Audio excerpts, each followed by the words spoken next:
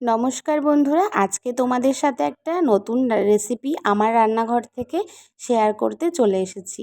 Chicken চাপের একটা recipe. আমি ইউটিউবে আর ফেসবুকে শর্ট ভিডিও ছেড়েছি, সেখান থেকে আমার অনেক কমেন্ট এসছে ফুল রেসিপিটা শেয়ার করার জন্য। আমার তো খুব আনন্দ লেগেছে তোমাদের থেকে এত সুন্দর সুন্দর কমেন্ট পেয়ে। তাই ভাবলাম চলো ফুল রেসিপিটা তোমাদের সাথে শেয়ার করে ফেলি। ছোট্ট একটা ভিডিও, নতুন বন্ধুরা যদি কেউ দেখে থাকো আমার চ্যানেলটি সাবস্ক্রাইব করে পাশে থেকো, আর ফেসবুক থেকে দেখে থাকলে ফলো করে পাশে থেকো। তোমাদেরকে নিত্য নতুন রেসিপি আমি উপহার দেব। তো চলো, উপকরণের মধ্যে নিয়েছিলাম কাঁচা লঙ্কা, রসুন, আদা, পেঁয়াজ বাটা, তার সাথে মগজদানা, পোস্ত আর কাজু বাটা, আর নিয়েছিলাম বেশ খানিকটা টক দই। টক দইটাকে ভালো করে ফেটিয়ে নিয়েছি। এবার দেখো, চিকেনের বেশ বড় সাইজের নিয়েছি, আর একটু মাংসগুলো চিড়ে চিড়ে নিয়েছি যাতে মশলাটা খুব ভালোভাবে মাংসের সাথে ঢুকে যায়। এইবার আমি মশলাগুলো দিয়ে দিচ্ছি, দিয়ে ভালো করে ম্যারিনেট করে আধা ঘন্টার জন্য রেখে দেবো। আমার কাছে সময় কম ছিল, তোমাদের কাছে সময় বেশি থাকলে তোমরা 2-3 ঘন্টার জন্যও কিন্তু রেস্টে রেখে দিতে পারো।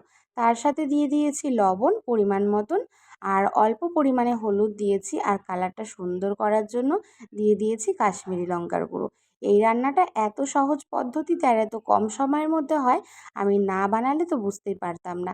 রেস্টুরেন্ট থেকে তো বিভিন্ন ধরনের রেসিপি আমরা খেয়ে থাকি, দারুণ দারুণ। আর এই চিকেন চাপও আমি খেয়েছিলাম রেসিপিটা রেস্টুরেন্ট থেকে, কিন্তু রেস্টুরেন্ট স্টাইলেই যদি ঘরেই বানানো যায় এত টেস্টি একটা রেসিপি, আর ভালোবাসার মানুষদের খাইয়ে নিয়ে মন জয় করে ফেলো। আমি তো রান্না করতে খুব ভালোবাসি, তার সাথে সাথে আমার ভালোবাসার মানুষদেরকে খাওয়াতেও ভালোবাসি। আর তাদের মুখ থেকে যখন শুনতে পাই খুব ভালো হয়েছে, খুব প্রশংসা পাই রান্নার, তখন আরও মনটা ভরে যায় বিভিন্ন ধরনের রেসিপি ট্রাই করার জন্য। রান্না করতে আমি ছোটোর থেকেই বড্ড ভালোবাসি, আর এই ভালোবাসাটাকে কাজে লাগিয়ে আমি তোমাদের সাথে সুন্দর সুন্দর ভিডিও শেয়ার করি। আমার তো খুব ভালো লাগে, আর সব থেকে আনন্দ পাই তোমরা যখন আমার ভিডিও দেখে সুন্দর সুন্দর কমেন্টস করো। তো চলো, এই রেসিপিটা প্রথম থেকে শেষ পর্যন্ত কিন্তু দেখার অনুরোধ রইল। দেখে কেমন লাগলো তোমাদের রেসিপিটা জানিও। ফেসবুক থেকে আমার কাছে তো কমেন্ট আসে, শুধু ভালো ভালো রান্না করলে হবে, খাওয়াতে তো হবে। তো কী করব বন্ধুরা, তোমরা তো আমার বাড়ির কাছে নেই যে তোমাদেরকে খাওয়াবো, তাই তোমাদের সাথে এত সুন্দর সুন্দর রেসিপি আমি শেয়ার করি। তোমরাও তাহলে খুব সহজ পদ্ধতিতে আর অল্প উপকরণেই বাড়িতে রান্না করে খেতে পারো।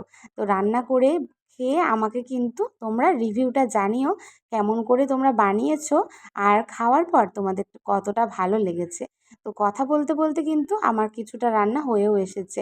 দেখেছো, মাংসটাকে আমি সাদা তেল কড়াইতে দিয়ে ভেজে নিয়েছিলাম হালকা লাল করে, আর ভাজা হবার পর যে গ্রেভিটা ছিল তার মধ্যে আমি বেশ খানিকটা জল অ্যাড করেছি, যাতে মাংস যতটুকুনি ভাজার পর সেদ্ধ হওয়া বাকি ছিল সেটাও খুব সুন্দর করে সেদ্ধ হয়ে যাবার জন্য।